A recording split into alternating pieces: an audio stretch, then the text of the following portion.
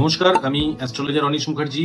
আজকে আপনারা যারা আমার এই সেমিনারটিতে জয়েন করেছেন সবাইকে অত্যন্ত ধন্যবাদ। এবং আজকে যে টপিকটির ওপর আমি আলোচনা করব সেটা হচ্ছে গণ। এবং জ্যোতিষ শাস্ত্র অনুসারে আপনারা জানেন মানুষকে তিনটি শ্রেণীতে ভাগ করা হয়। আমাদের যত মানব জাতি আছে তিনটি গণই সমস্ত মানব জাতির মধ্যে অ্যাপ্লিকেবল। প্রথম হচ্ছে দেবগণ, তারপর হচ্ছে মনুষ্যগণ, তারপর হচ্ছে রাক্ষসগণ। এই তিনটে গণ আছে, আপনারা অনেকেই জানেন। কোনো মানুষের জন্মকালীন নক্ষত্র অনুসারে এই বিভাগ করা যায়, মানে মানুষ যে নক্ষত্রে জন্মগ্রহণ করে তার উপর বেস করে কিন্তু তার যে গণ সেটা কিন্তু ডিসাইড হয়। এবং বাস্তবিক জীবনে অ্যাকচুয়ালি দেখা যায় যে মানুষের ব্যক্তিত্ব, মানুষের কথা বলা, মানুষের ভাবনা চিন্তা, মানসিক প্রবৃত্তি, এই সবগুলির উপর অনেকাংশে গণের একটা প্রভাব থাকে। যে গণের মানুষ তার ভাবনা চিন্তা, ব্যক্তিত্ব এগুলো কিন্তু আলাদা আলাদা হয়। কোন মানুষ কিরকম হবে তা সম্পূর্ণভাবে যেমন গণের মাধ্যমে বিচার করা যায় না, ঠিক একই রকম ভাবে গ্রহদের অবস্থানও কিন্তু ইম্পর্টেন্ট। কিন্তু গণ থেকে কিছুটা একটা ইন্ডিকেশন পাওয়া যাবে। আপনার যে প্রশ্ন ছিল যে বিবাহের পূর্বে বা বিবাহের পরে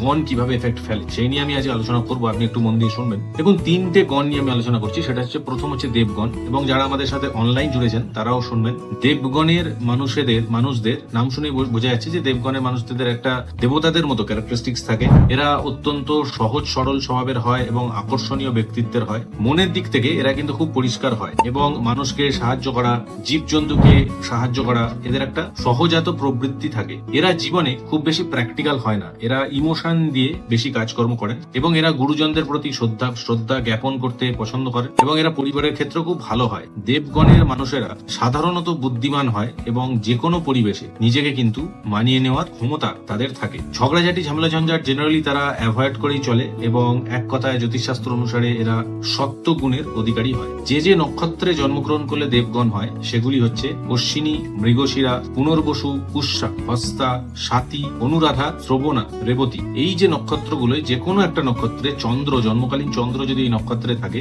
তাহলে তিনি বলা হয় দেবগণের অন্তর্ভুক্ত হলেন। আশা করি এইটুকু সবাই বুঝেছেন এবং যারা অনলাইন আমাদের সঙ্গে জয়েন করেছেন তারাও সবাই বুঝেছেন দেবগণ কি এবং দেবগণের মানুষদের ক্যারেক্টারিস্টিক্স।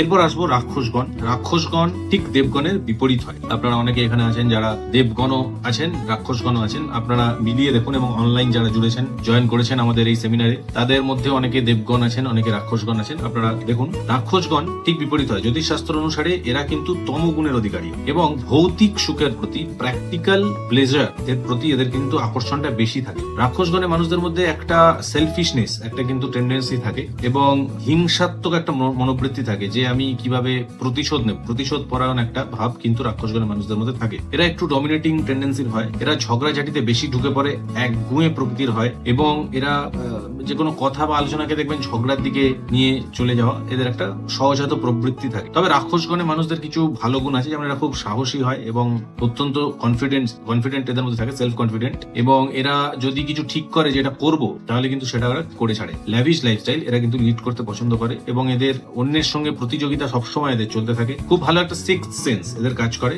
এবং ভবিষ্যৎটা কি হতে চলেছে খুব ভালো এরা কিন্তু আন্দাজ করতে পারে। এই মানুষেরা সাধারণত ধার্মিক দেখা যায় না। সাধারণত যতগুলো রাক্ষসগণের চার্ট আমি দেখেছি সাধারণত ধার্মিক কিন্তু আমি দেখিনি এবং ভগবানের প্রতিও যে খুব অগাধ বিশ্বাস থাকে এরকম নয়। যে যে নক্ষত্রে জন্মালে রাক্ষসগণের মানুষ হয়ে থাকে সেটা হচ্ছে অশ্লেষা, বিশাখা, কৃত্তিকা, চিত্রা, মঘা, জ্যেষ্ঠা, মূলা, ধনিষ্ঠা এবং শতবিশা। এই নক্ষত্রে জন্মগ্রহণ করলে এরা কিন্তু রাক্ষসগণের অধিকারী হয়। আশা করি এইটুকু আপনারা সবাই বুঝেছেন এবং যারা অনলাইন দেখছেন সেশনটাকে তারাও নিশ্চয়ই বুঝেছেন। এবার আসি নরগণ বা মনুষ্যগণ। নরগণ বা মনুষ্যগণের মধ্যে দেবগণ, রাক্ষসগণের দু ধরনের বৈশিষ্ট্যই পাওয়া যায়। কখনো কখনো এরা দয়ালু হয়, আবার কখনো কখনো এদের আবার নিষ্ঠুর হতে দেখা যায়। এরা কখনো কখনো ঝগড়াঝাটি অ্যাভয়েড করে, কখনো কখনো আবার ঝগড়ার মধ্যে লিপ্ত হয়ে যায়। নরগণের মানুষেরা সাধারণত জীবনের প্রতি প্র্যাকটিক্যাল হয়, ধন সঞ্চয়ের ক্ষেত্রে এদের যথেষ্ট আগ্রহ থাকে। তাই এরা সাধারণত নরগণের মানুষদের সাধারণত ধনবান হতে দেখা যায়। তবে এরা সবসময় পরিস্থিতিতে নিজেকে শক্ত রাখতে পারে না, সব পরিস্থিতিতে শক্ত রাখতে পারে না। এরা ঘাবড়ে যায়, ভয় পেয়ে যায় এবং এদের মধ্যে একটা প্যালপিটেশন চলতে থাকে, কি হবে কি হবে।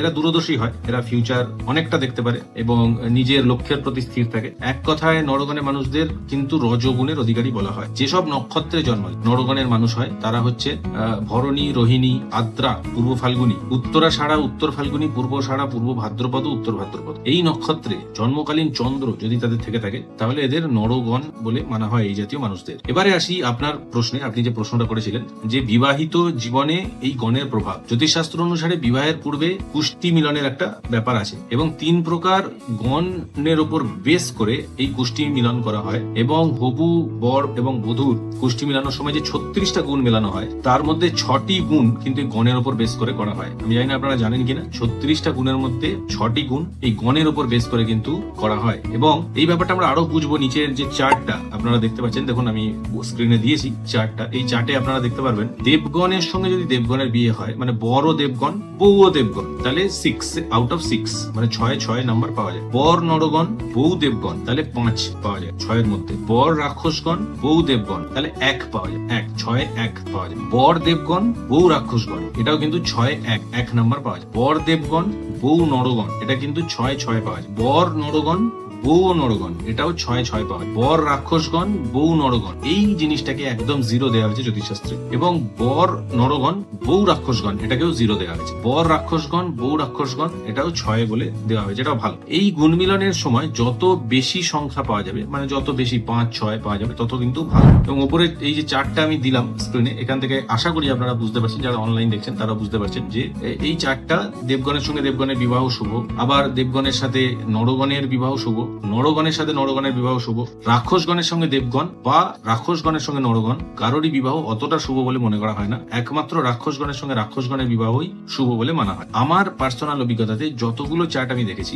এই তথ্য বা এই থিওরি কিন্তু অ্যাপ্লাইড মানে খাটে। আপনারা যারা দেখছেন লাইভ তারা নিশ্চয়ই এই যদি ভুলভাল গণ হয়ে থাকে, মানে বর দেবগণ বউ রাক্ষসগণ এরকম যদি হয়ে থাকে, আপনাদের মধ্যে সমস্যা কিন্তু আপনারা দেখতে পাচ্ছেন। এর জন্য রেমেডিয়াল মেজারমেন্ট আছে, আপনারা তার জন্য যোগাযোগ করতে পারেন। আমি অনলাইন আপনার চার্ট দেখবো এবং আপনার সম্পর্কে বলবো, আপনার পার্টনারের চার্ট দেখেও বলবো, এবং এর রেমেডি করলে কিন্তু আপনাদের সমস্যা অনেকটা কিন্তু দূর হবে। কারণ রেমেডির মধ্যে বিশেষ কিছু পাওয়ার থাকে। স্ক্রিনে যে নাম্বারগুলো ফ্ল্যাশ হচ্ছে ওখানে আপনারা কল করে অ্যাপয়েন্টমেন্ট বুক করতে পারেন। কিছুদিনের একটা ওয়েটিং পিরিয়ড থাকে, কারণ লম্বা লাইন থাকে, তারপরে আপনারা কিন্তু অ্যাপয়েন্টমেন্ট পাবেন। যারা এই ভুল করে ফেলেছেন বা বিবাহ হয়ে গেছে দেবগণ রাক্ষসগণ, তাদের রেমেডিয়াল মেজারমেন্টের মাধ্যমে কিন্তু আপনাদের সমস্যার সমাধান হতে পারে। আমি আরো জানিয়ে রাখি যে আমি যে অর্গানাইজেশনটা রান করি সেটা হচ্ছে রত্ন প্যালেস। তো রত্ন প্যালেসের প্রচুর অ্যাস্ট্রোলজিক্যাল রেমেডি অথেন্টিক সার্টিফাইড আমি অ্যাভেলেবল করেছি। আমাদের পুরো টিম কমপ্লিটলি আপনাদের সাপোর্ট দেবে। যাদের যে প্রবলেম চলছে আপনারা সেখান থেকে গিয়ে রেমেডি অর্ডার করতে পারেন। কিন্তু স্পেসিফিক্যালি আজকে এই ভিডিও যে যদি কারো দেবগণ নরগণ বা দেবগণ রাক্ষসগণ বা নরগণ রাক্ষসগণ এই সমস্যার মধ্যে দিয়ে পড়েন, অবশ্যই আপনারা যোগাযোগ করতে পারেন। যারা ইউটিউব থেকে দেখছেন চ্যানেলটিকে সাবস্ক্রাইব করবেন যদি এই টপিকটা আপনাদের কাছে ভালো বলে মনে হয় বা ইনফরমেটিভ লাগে। যারা ফেসবুক থেকে দেখছেন পেজটাকে লাইক করবেন এবং ইনস্টাগ্রাম থেকে দেখলে ফলো করবেন। ধন্যবাদ।